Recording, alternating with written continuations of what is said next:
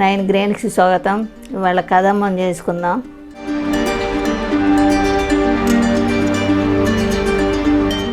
ఒకటిన్నర cup rice, పావు cup కందిపప్పు, శనగపప్పు పావు కప్పు, పెసరపప్పు పావు కప్పు. దీనిలో 3 కప్పులు వాటర్ పోసి కుక్కర్లో పెట్టుకుందామండి. ఇది 3 విజిల్స్ రావాలి.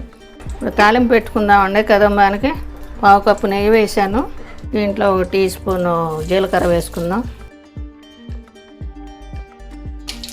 అల్లం 1 అంగుళం ముక్క తురిమి వేసుకున్నానండి. 4 పచ్చిమిర్చి పోసుకున్నాను. 4 కరివేపాకు రెబ్బలు వేసుకుందాం. చిన్న ముక్క గుమ్మడికాయ ముక్క కోసుకున్నానండి, అవి వేసుకుందాం. పచ్చిమిరపకాయ 1, బెండకాయలు 4, ఆగాకరకాయలు 4 ముక్కలు కోసాను. దొండకాయ 1, ములక్కాయ 1 ముక్కలు కోసుకున్నాను. క్యాప్సికమ్ 1 ముక్కలు కోసుకున్నాను. మీడియం సైజు టొమాటో 1, వేరుశనగపప్పు 1 పావు కప్పు తీసుకున్నాను. దీంట్లో 1 పావు టీ స్పూన్ పసుపు వేసుకుందాం. 1 టేబుల్ స్పూన్ సాల్ట్ వేసుకుందాం. కారం 2 టేబుల్ స్పూన్లు వేసుకుందాం.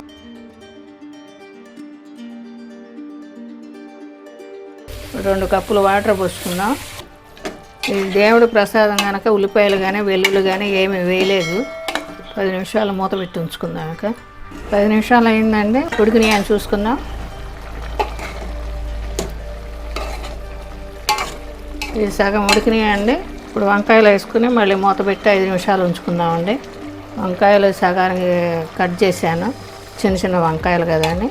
మళ్ళీ మూత పెట్టి ఒక 5 నిమిషాలు ఉంచుకుందామండి మీడియం సెగలో.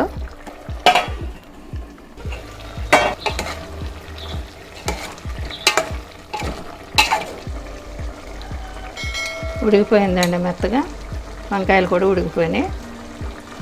ఒక చిన్న నిమ్మకాయ అంత చింతపండు నానబెట్టి పులుసు పిండి ఉంచుకున్నాను, అది పోసుకుందాం. పావు టీ స్పూన్ మెంతి పొడి, పావు టీ స్పూన్ మిరియాల పొడి, ధనియాలు జీలకర్ర కలిపిన పొడి 1 టీ స్పూను, రైసు పప్పులు కలిపి కుక్కర్లో పెట్టుకున్నాం కదా, అది వేసేసుకుందాం. ఇప్పుడు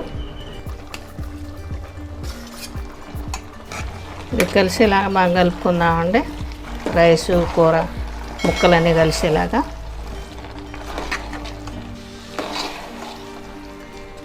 రెడీ అండి. చిన్న పాను పెట్టుకొని 1 టీ స్పూన్ నెయ్యి వేసుకున్నానండి. దాంట్లో కాస్త జీడిపప్పు వేసుకున్నాం, 20 గ్రాములు. వేగిపోయింది. జీడిపప్పు కదంబంలో వేసుకుందామండి.